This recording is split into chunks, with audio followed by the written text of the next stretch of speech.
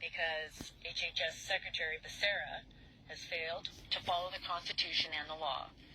There's been a complete breakdown of accountability at the agency that has lost the trust of the American people, especially during COVID-19. 14 NIH officials, including Dr. Fauci, held unlawful positions and exercised authority that they didn't have, which included approving $26 billion in grants. This is unprecedented, and it calls into question the validity of every decision that these officials have made since December 2021 to June 2023, including Dr. Fauci's awarding a new grant to EcoHealth Alliance,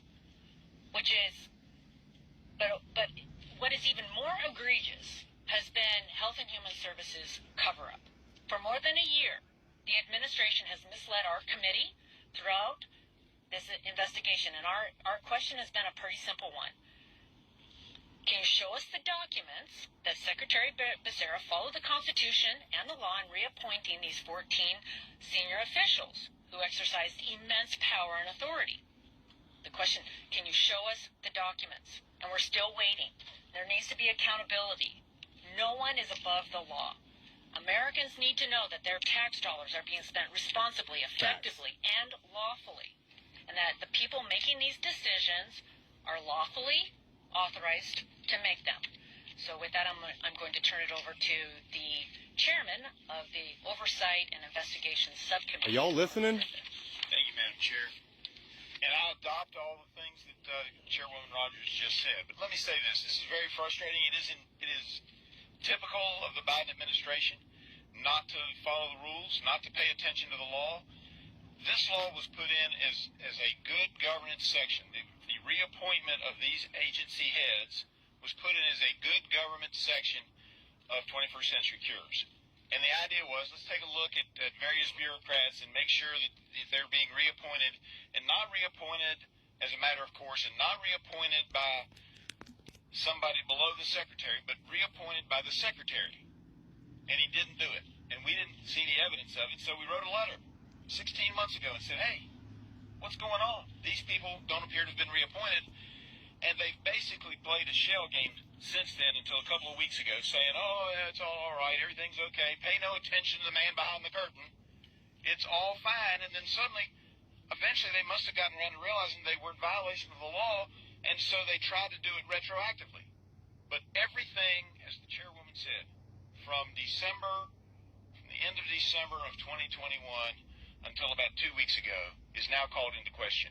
Every programmatic decision, every policy decision, everything, and every grant award has question marks around it now, and I suspect the American taxpayers are going to pay millions of dollars defending lawsuits from various groups and various organizations that think they've either done wrong or they didn't like the policies that came out during that time period, because now it's clear that the administration and Secretary Becerra did not follow the clear meaning, the clear wording of the law. And unfortunately, this administration continues to do that. It needs to stop. And that's part of why we have Oversight and Investigation Subcommittee, so we can find out what's going wrong and try to get it fixed and try to make sure this doesn't happen again. And that's why getting the word out so the administration knows this is not the way to run the shop. And we've got to get it right. And I will now introduce my colleague who's been working on this with me. Brett Guthrie is chair of the Health Subcommittee. Thank you so much for all your work. Thank you. Appreciate it. Thank you for your work and the chair's work and the committee's work. But for more than a year, Dr. Fauci, a highly paid public employee at the time, served unlawfully and without proper appointment. It was during this period he awarded a new grant to EcoHealth Alliance and serves as the chief medical advisor to President Biden's COVID-19 response team. In this role as top COVID advisor, he used his position to recommend mandates. It is unfair to the American people that while he held this position unlawfully, he used his platform to be the voice of science and shame those who, with alternative point of views, in addition to push for questionable public health guidance policies. This is a complete breakdown of accountability at an agency that has lost the American people's trust, especially during the COVID-19 pandemic.